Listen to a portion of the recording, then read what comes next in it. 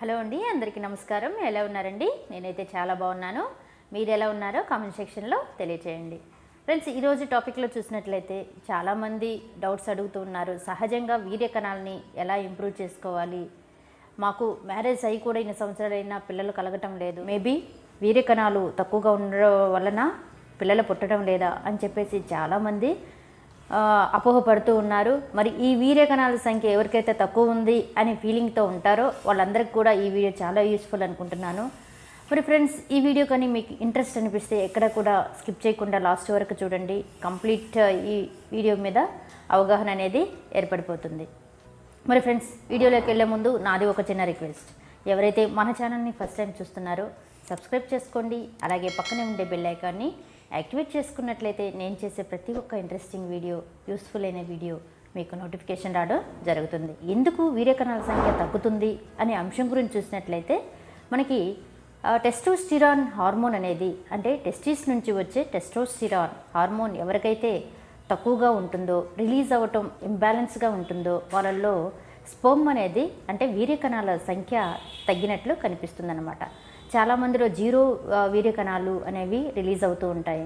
అంటే sperm release అయినప్పటికీ అందులో ఉండే మొటిలిటీ, అంటే మనకి నార్మల్గా అయితే ద్రవ రూపంలో కనిపిస్తుంది, కానీ ఇది మైక్రోస్కోప్లో లేదంటే చూసినట్లయితే దీనికి ఒక హెడ్, నెక్, టైల్ ఈ విధంగా ఒక ఆకారంలో స్పెర్మ్ అనేది ఉంటుందన్నమాట.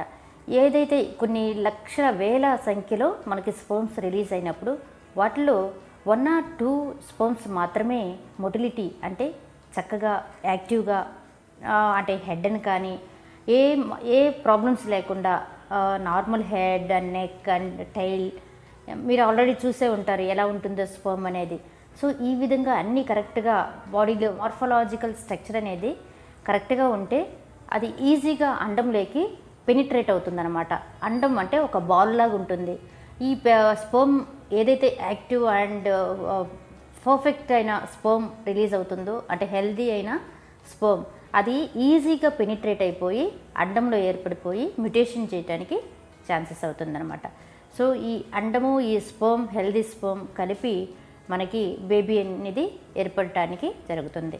ఈ బేబీ మ్యుటేషన్ అంతా కూడా ఫెలోపియన్ ట్యూబ్స్లో ఫస్ట్ మ్యుటేషన్ జరిగి తర్వాత అది స్లోగా 4 to 5 వీక్స్ అలా వీక్స్లో గర్భాశయంలో పోయి బేబీకి ఒక షెల్టర్ లాగా ఏర్పడిపోయి టిల్ డెలివరీ వరకు కూడా గర్భాశయంలో ఒక బెడ్ లాగా ఏర్పడిపోతుంది అనమాట. ఈ విధంగా నార్మల్ సినారియో, అంటే ప్రెగ్నెన్సీ ఎలా వస్తుందనే దాని సినారియో చూసినట్లయితే ఇదనమాట. కానీ కొందరిలో ఈ స్పెర్మ్ అనేది సరిగా రిలీజ్ అవ్వక ఏదైనా మార్ఫాలజికల్ ఇల్నెస్, అంటే 2 తలలు, అంటే ఆ స్పెర్మ్కి 2 హెడ్స్ ఉండటం, లేదంటే టెయిల్ కట్ అయిపోవడం, నెక్ వచ్చేసి కొంచెం ఇంప్రాపర్గా ఉండటం, ఈ విధంగా స్ట్రక్చరాలజికల్ ఏమైనా ప్రాబ్లమ్స్ ఉంటే పిల్లలు పుట్టడం కొంచెం డిలే అవుతుందన్నమాట. ఇప్పుడు నేను ఈ వీడియోలో చెప్పబోయే కొన్ని టిప్స్ పాటిస్తూ న్యాచురల్గా స్పెర్మ్ కౌంట్ని హెల్దీగా ఉండేటట్లు చేసుకోవాలి అనుకుంటున్నారా? ఫస్ట్గా చేయాల్సింది ఎక్సర్సైజెస్ ఎందుకు ఉపయోగపడుతున్నాయి అంటే, నేను ఇక్కడ ఎక్సర్సైజ్ చేయమంటే జిమ్కే వెళ్ళాలని చెప్పేసి రూల్ అయితే లేదు. ఇంట్లోనే వాకింగ్ అండ్ రన్నింగ్ ఎక్సర్సైజ్ కావచ్చు, ఇంట్లోనే కొన్ని డంబిల్స్ లాగా అరేంజ్ చేసుకునే డంబిల్స్తో కొంచెం ఎక్సర్సైజ్ చేయొచ్చు. కొంచెం వర్కౌట్, అలా బాడీని కొంచెం వర్కౌట్ చేసినట్లయితే మనకి స్ట్రాంగ్గా ఇది స్పెర్మ్స్ అనేవి కొంచెం పటిష్టడానికి ఛాన్సెస్ ఉంటుందన్నమాట. కాబట్టి ఎక్సర్సైజ్ చేసుకోండి. అలాగే రెండో విషయం చూసినట్లయితే ఎక్కువగా సి విటమిన్ ఉండే, అంటే సిట్రస్ ఫ్రూట్స్ని ఎక్కువగా తీసుకోవడానికి ట్రై చేయండి.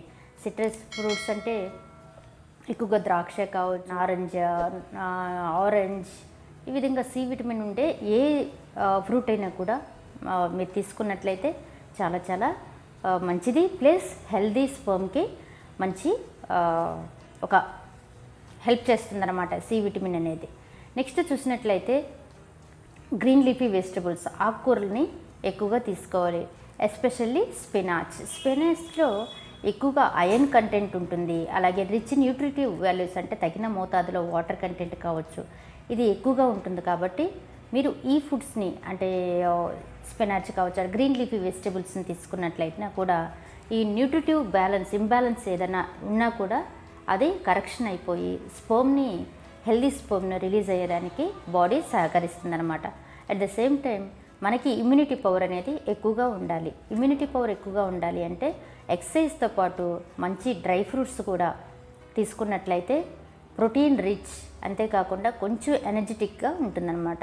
డ్రై ఫ్రూట్స్లో చూసుకున్నట్లయితే బాదాం, పిస్తా, వాల్నట్ ఇవన్నీ కూడా, అంటే ఎస్పెషల్లీ ఎండు ద్రాక్ష, ఇవన్నీ కూడా చాలా చాలా ఇంపార్టెంట్ అనమాట. వాటిలో ఉండే గొప్ప గొప్ప న్యూట్రిటివ్ వాల్యూస్ అనేవి స్పర్మ్ని ఇంక్రీజ్ చేయడంలో ప్రథమ పాత్ర వహిస్తాయి. కాబట్టి మీ ఫుడ్స్లో ఈ డ్రై ఫ్రూట్స్ ఉండేటట్లు కూడా చూసుకోండి. అంతేకాకుండా డాక్టర్ ప్రిస్క్రైబ్ చేసిన మంచి మల్టీవిటమిన్, ఫర్ ఎగ్జాంపుల్ జింకోవిట్ ఆల్టర్నేట్గా తీసుకున్నట్లయితే బాడీలో ఏదైనా న్యూట్రిటివ్ డెఫిషియన్సీ ఉంటే కరెక్ట్ చేసి మంచిగా మనకి స్పర్మ్ని రిలీజ్ చేయడానికి ఛాన్సెస్ ఉంటుంది.